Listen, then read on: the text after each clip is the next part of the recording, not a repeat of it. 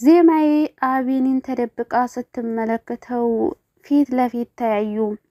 አቤኒ በጣም ይደናገጥና ያት ዜማዬን አየዋት እያለ መጮህ ይጀምራል። ያዳም እባክህ ተረጋጋ እና የታየሃት የጠፋች ወዴት አመለጠች አሁን ይለዋል። ነገር ግን አቤኒ አይቷታል። እሷም አቤኒ ሲመለከታት ትደናገጥና እግራ አውጪኝ ብላ ትሄዳለች፣ ትሰወርበታለች። ከተሰወረችበት በኋላ ግን ያዳም ግራ ገብቶት የት ናት? እሷ መንፈስ ናት እንዴ? ካያሃት በዚህ ፍጥነት ወዴት ገባች ይለዋል። እናስል አንተ ካያሃት እንዴት አንተን እንደዚህ እየተሰቃየህ እያየችህ ዝም ትላለች? ስለዚህ አላያሃትም? ባለፈው ራሱ አይቻታለሁ ብለህ እኮ ወደ ታች ልትወረወር ከፎቅ ልትወርቅ ነበር። ስለዚህ እባክህ ተረጋጋ ይለዋል። ኢዛና ልዑልን እያስጨነቀው ይገኛል። ወንድምህን በህይወት ማግኘት ከፈለክ እድልን አስወግዳት ብሎት ነበረ። ነገር ግን ከዜማዬ ጋር ሆነው ልዑልና ዜማዬ የሆነ ሴራ ያሴሩና የፎርጅድ ፎቶ ያስነሱና እናም እድልን አስወግጃታለሁ ብሎ ስልክ ይደውልለታል። ነገር ግን ኢዛና ምስጥ ስለሆነ አሁን የላክልኝ ፎቶ ትክክለኛ ላይሆን ይችላል። ስለዚህ እንዲያምንህ ከፈለክ የተቀበለችበትን ቦታ ማየት ፈልጋለሁ ይለዋል። እና ከዛም በኋላ ዜማዬ ጋር ይገናኛሉ። ልዑልና ዜማዬ ማለት ነው። ያንም ፎቶ እኮ አሳየሁት፣ ነገር ግን ኢዛና ሊያምነኝ አልቻለም። ምን ላድርግ በሚላት ሰዓት እባክህ ተረጋጋና እናስባለን እንደዛ ትለዋለች። ግን ልዑል በጣም ይጮህባታል። እንዴት ነው ምንድን ነው ማድረግ ያለብኝ? ወንድሜን እንዴት ነው ላገኘው የምችለው ብሎ ሲጮህ ዜማዬን በቃ ተረጋጋ፣ ከተረጋጋ በኋላ እናወራለን ትላለች። ከደቂቃዎች በኋላ ተመልሳ ትመጣና እሺ አሁን ተረጋጋ እንዴ በምትለው ሰዓት አሁን ትንሽ ይሻለኛል፣ ተረጋግቻለሁ፣ ምን እናድርግ? አንድ ሀሳብ አለኝ ትለዋለች። የምን ሀሳብ ነው እንዴ? አሁን የውሸት ፎቶ አንስተን እንደላክንለት ሁሉ ያው የመቃብሩንም ደግሞ የውሸት አድርገን እናሳየዋለን። እንዴት ያምነናል ብለሽ ታስቢያለሽ? ያምናል። እሺ በቃ ተባብለው እንግዲህ ሁለታቸውም ተማምነው ከዛም በኋላ የውሸት መቃብር ሊያሳዩት ይወሰናሉ። ከዛም ልዑል ለኢዛና ይደውልና በቃ አሁን መቃብሩን ቦታ አሳያለሁ ብሎ ይደውልለታል፣ ይነግረዋል። እሱም እሺ በቃ ብሎ ተስማምቶ የመቃብሩን ቦታ ሊያሳየው ሂዷል ማለት ነው። ነገር ግን እድል ያው በህይወት አለች እና የሶስተኛው አካል አሁን ደውሎ እና ቶሎ ላገኝሽ ይችላል እፈልጋለሁ፣ የሆነ ችግር ተፈጥሯል፣ እሱም ደግሞ የምነግርሽ በአካል ሳገኝሽ ነው ብሏት እንግዲህ እድልም ወደ ሶስተኛው አካል ሄዳለች። በነገራችን ላይ የሶስተኛው አካል ድምፁ እንግዲህ ልዑል ነው የሚመስለው ማለት ነው። አቤኒ ዜማዬን ማየቱ ቅዠት ነው ወይስ የምር ነው እያለ ግራ ተጋብቷል። አቤኒም ታዲያ ያዳ እመነኝ ራሷ ነው ዜማዬን ያየዋት ይላል ራሱን ይዞ። ያዳም እርግጠኛ ነህ ግን እንደ የምር አሁን እሷን ያያት? እሺ እና እሷ ከሆነች ለምንድን ነው አንተ ዝም ያለችህ? አሁንም አቤኒ አረ እርግጠኛ ነኝ አይቻታለሁኝ ይለዋል።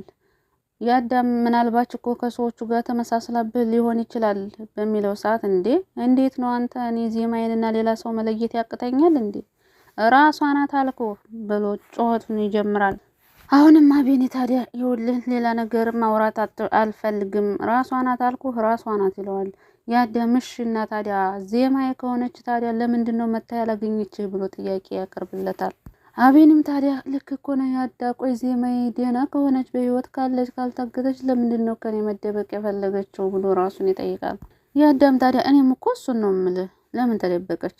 አቤኒ ታዲያ ወይኔ እኮ ለምንድን ነው ዜማዬማ በደህናዋ እኔ እንደዚህ እየተሰቃየው እያየችማ ዝም አትለኝም። ያዳም ታዲያ የእውነት ዜማዬን ካያት የተፈጠረውን በሙሉ የምትነግረን እሷው ራሷ ዜማዬ ናት። አሁን እንግዲህ የኑሃ ወንድም ተስፋ አልቆረጠም። 1 ሚሊዮን ብር ለማግኘት ሰፍ ብሎ እየጠበቀ ይገኛል። ታዲያ ኑሃም ልታልፍ ስትል ኑሃ ብሎ ይጠራትና መነጋገር አለብን ይላታል።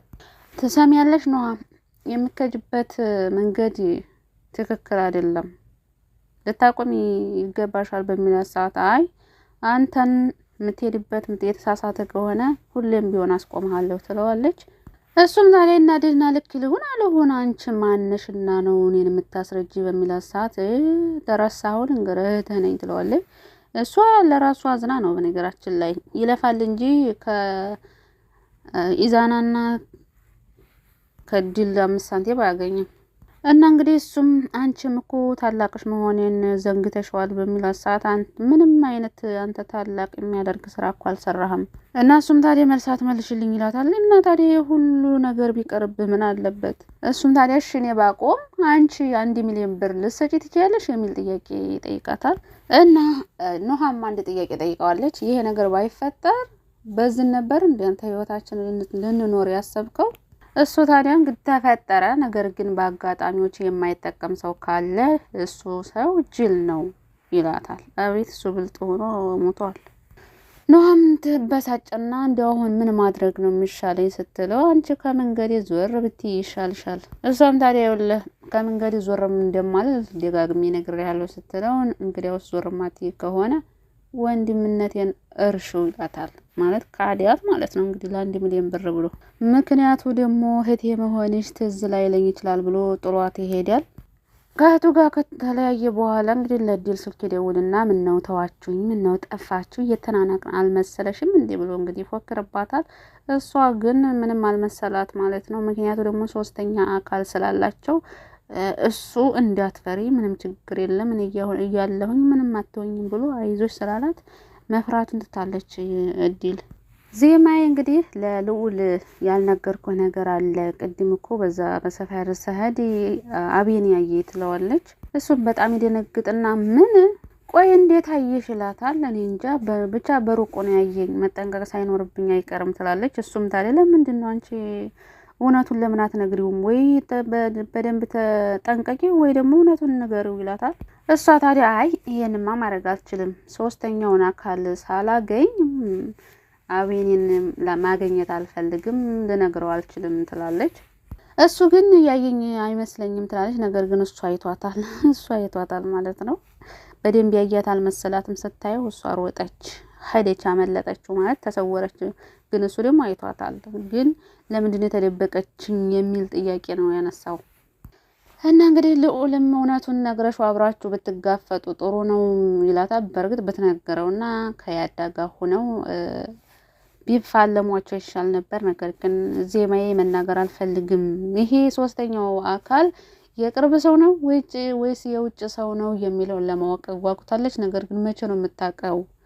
አሁን ዜማዬ እንግዲህ የመጀመሪያቱን ዜማዬን እንጂ አዲሷን ዜማዬን ቆይ አሳያችኋለሁ፣ እሰራላችኋለሁ እያለች እንግዲህ እየፎከረ ትገኛለች። አስጨንቃችኋለሁ፣ ገና ያደረጉኝን ራሳቸው ላይ አድርጌ አስጨንቃችኋለሁ፣ ብድሬን እከፍላለሁ፣ አዲሷን ዜማ አስተዋውቃችኋለሁ እያለች ነው።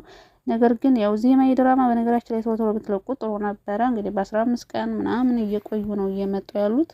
እና ዜማዬ ያው ለአቤኔን በጣም ስለምታፈቅረው 3ኛው አካል ታውቆ ነው እንጂ ካልታወቀ እሱንም እኔንም ችግር ውስጥ ማስገባት አልፈልግም ትላለች። እንግዲህ 3ኛው አንድ አዲስ የማስተዋውቅ ሰው አለ ብላለች። ማን ይሆን? ናቲ ይሆን እንዴ? ናቲ በሆነ ጥሩ ነበረ። ማን ነው የምታስተዋውቂ ስላት እሱን ጊዜው ሲደርስ ነው አቤኔ ዜማዬ ደህና ሆና እንዴት ስትሰቃይ ዝም አትለኝም ይላል። የሆነ የተፈጠረ ነገርማ ሊኖር ይችላል ሲል እንግዲህ ያዳም አውቃማ እየተጫወተችበት ከሆነ በጣም ከባድ ነው በሚለው ሰዓት እንግዲህ አቤኔ በጣም ነበር የተናደደው። እንዴት እንደዛ ትለኛለህ? እንዴት ነው ከኔ ጋር እኔ ላይ የምትጫወተው ብሎ ያዳም በጥፊ ያላለውም እንዴ? አይ የክፉ ቀን ጓደኛውን በጥፊ ያለው ያዳም እንግዲህ ያው ስለሚረዳው ምንም አላለም። ነገር ግን ኑሃን ሲያገኛት ተክዞ ቁጭ ብሎ ስለነበረ ምን ሆነ ነው የኔ ፍቅር? ምን ተፈጥሮ ነው? ፊትህስ ምን ሆነህ ነው? ማን ነው እንደዚህ ያደረገ ትለዋለች። አይ ማንም አይደለም ዝም ብዬ ነው። ነገር ግን አሁን አንቺ ነይ አጠገቤ ቁጭ በይ አብረን እስኪ እንጫወት ብሎ አረሳስቷታል ማለት ነው። ምክንያቱም እሷ ደግሞ ፊቱ ምን እንደሆነ ማን እንደዛ እንዳደረገው ለምን እንደደበረው ማወቅ ስለፈለገች ነበር የጠየቀችው። ያዳግም ሊነግራት ፈቃደኛ አልሆነም። ምክንያቱም በጓደኛ ማቾች የተፈጠረውን ሁሉ ማውራት ስለሌለበት ነው እንደዛ ያላት። ለማንኛውም ቀጣይ ክፍል እንጠብቃለን። ልዑል ግን ለምንድነው ኢዛናን የፈራው? የእውነት ወንድሙ በህይወት ቢኖር እንደዛ ያደርግ ነበር እንዴ? ይዞ ነበር ማሰቃየት ያለበት። ልዑል ተሳስቷል፣ የምር ተሳስቷል። እሱን የኢዛናን መለማመጥ አልነበረበትም።